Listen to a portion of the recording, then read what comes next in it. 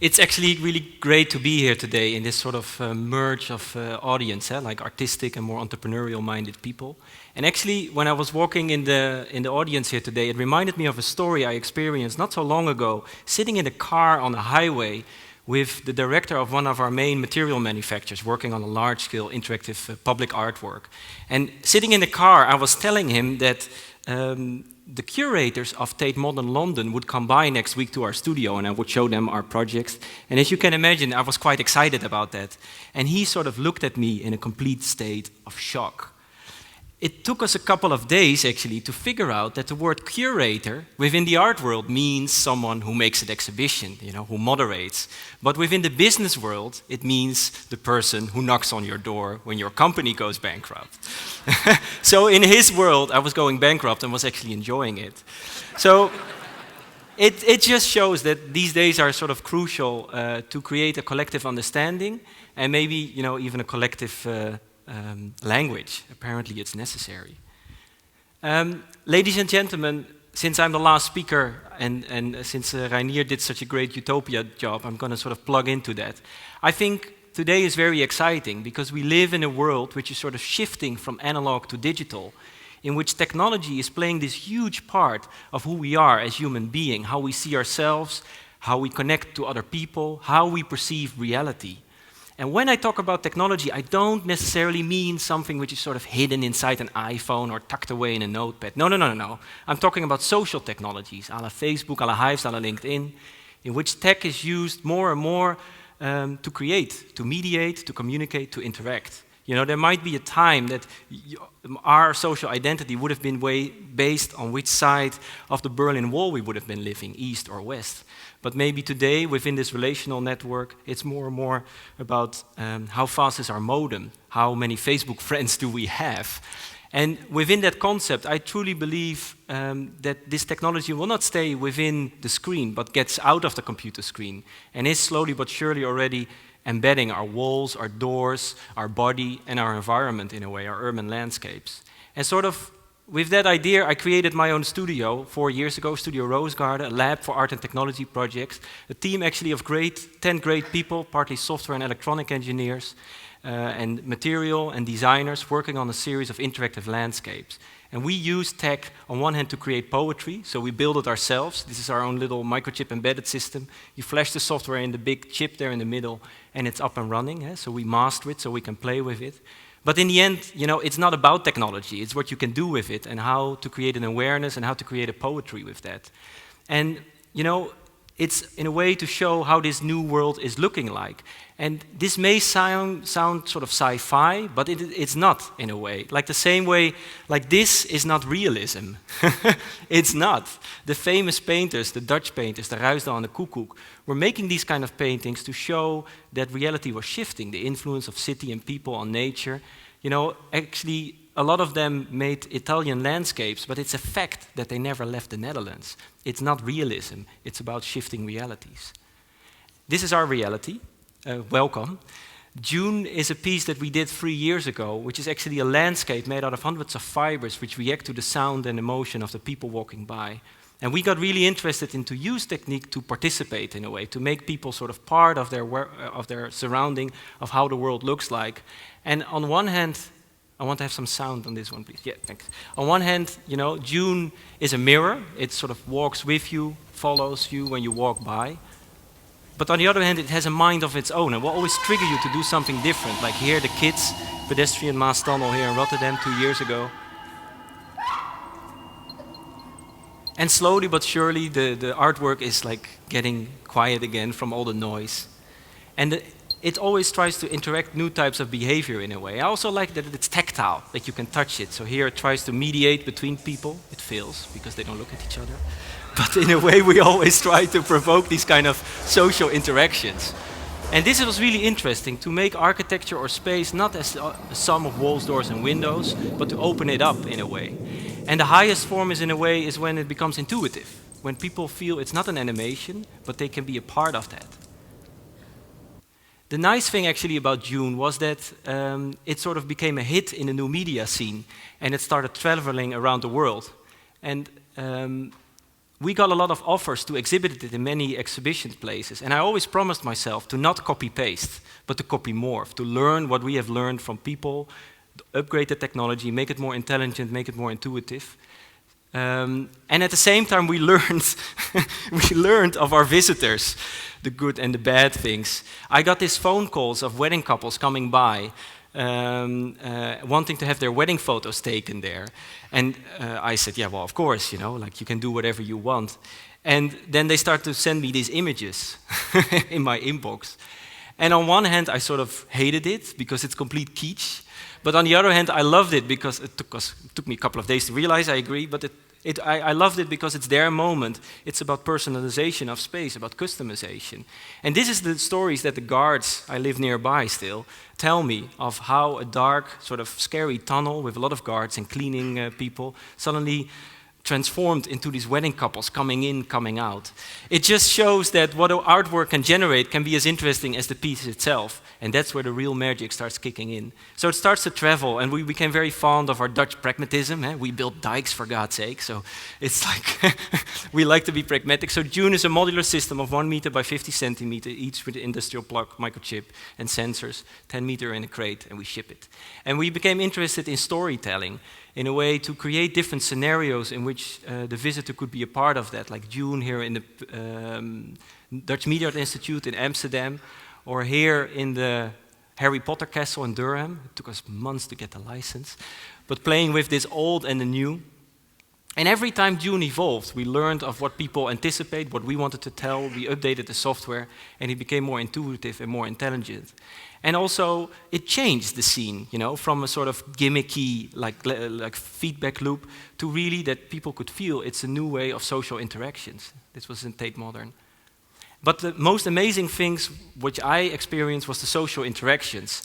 The way sort of people anticipated and played with it, like here the kids in the City Hall Hong Kong who started to mimic the soundscape of Dune in order to communicate with each other. So they didn't say in Chinese like, oh, look at this, or this is nice. They were saying like, bloop, bloop, bloop, bloop, bloop, bloop, bloop, bloop, bloop, bloop, bloop, in a sort of complete acceptance of this artificial landscape. And when we showed it in LA, the people loved it because it was like this extension of their ego, where they walked, there was light. It's like, give me more, give me more.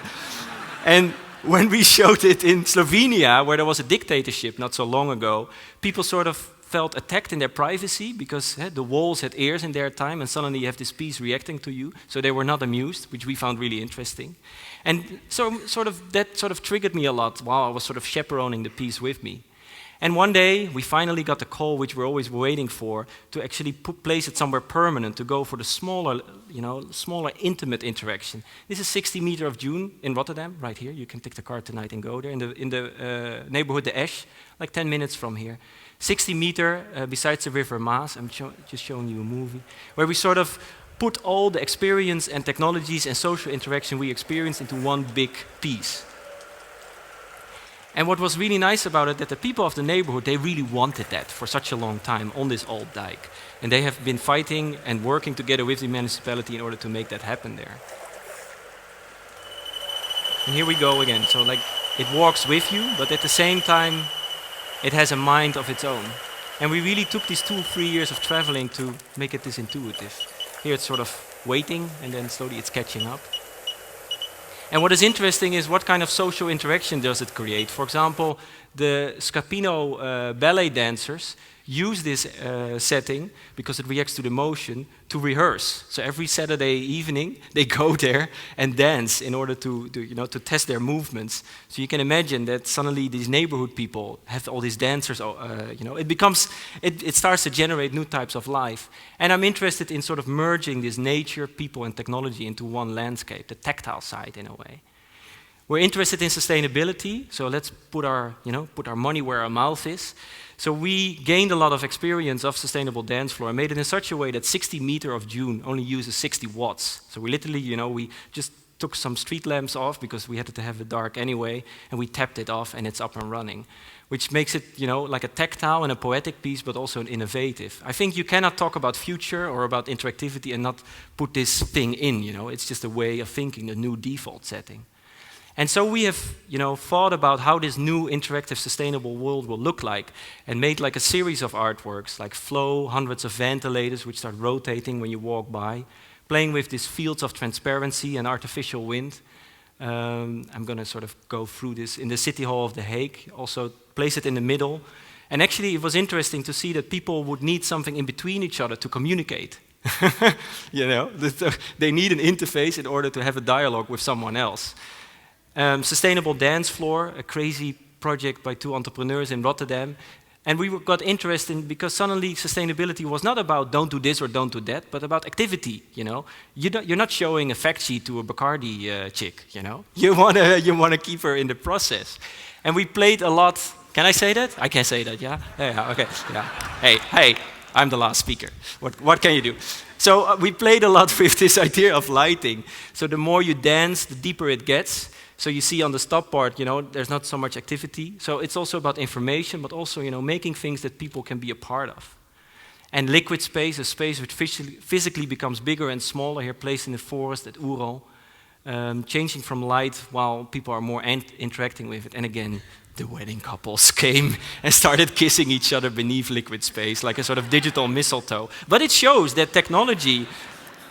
Sometimes I wake up at night haunted by these thousands of couples harassing me, saying, "We want more, we want more." Yeah, I don't know why all this. Well, I don't know why I'm telling this, but so it shows that it's a new nature. That what is technology made, man-made, can feel completely natural. I mean, this whole separation is sort of blurred anyway, and these artworks sort of emphasize that in an emotional way. Japanese people made these beautiful icons of it, to show their love to them. Building up new landscapes. I think that's what it is about. And one day I realized that we always talked about technology as this extension of our skin. And I was like, okay, but let's sort of skip the metaphor and actually start doing it. And basically, this is a project that we're working on now with the people from V2, the Media Lab here in Rotterdam. Intimacy is a project made out of smart foils, which can change in transparency, going from white to transparent, or from black to transparent. And we came up with the idea to sort of start making dresses out of that. And which the more intimate you are with someone, the WizKids were happy, the WizKids were very happy. But it's about creating a second skin. And in a way, it's interesting where technology gets embedded, because in a way when you blush, when you see a nice girl, she looks at you in too long, and your temperature goes up, and your body is sort of saying that. It's a way of interfacing, and I think we redevelop or upgrade these kind of way of communicating with each other. And basically, this project was based on an experience I had with an overseas relationship I had with a girl in Malaysia, and we had to talk a lot via Skype, via the green Skype logo. And after a while, I actually forgot how she felt like. It was the wrong type of interface. And I picked her up at Schiphol Airport a few months later, and instead of her face, I saw this big green Skype logo. And it sort of scared the shit out of me in a way. And I'm really trying to say we live in this material world and in this virtual world, and I think we sort of need to reconnect, replug them, and we need new types of interface, or at least rethink these kind of things. Applying it to buildings in the same principle.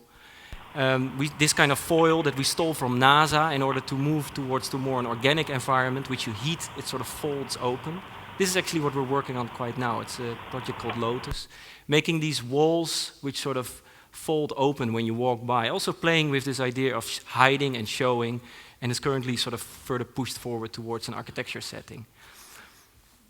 To sum up, in a way, how do I say this? I was sort of looking at my hotel room in Hong Kong, and then I realized, maybe we live in this over-digitalized, over-relationized, over-Facebook-sized little world. But how is this new world going to look like? And who's going to be in control, for God's sake, And I'm highly aware that our world is sort of becoming more artificial, like these fake cardboard stewardesses who scares the shit out of you at 2 o'clock at night in Tokyo airports.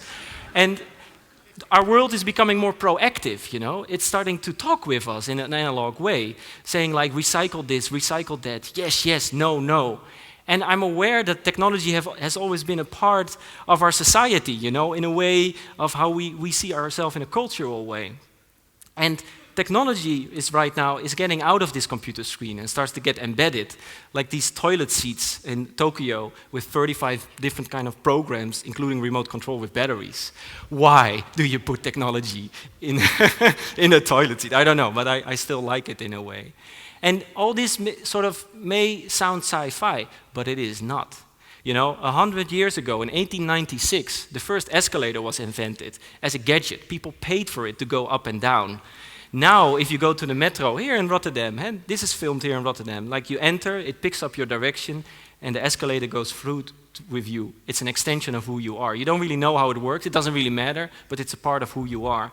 If that would happen 100 years ago, like in the right or in the left, you would have gotten a heart attack.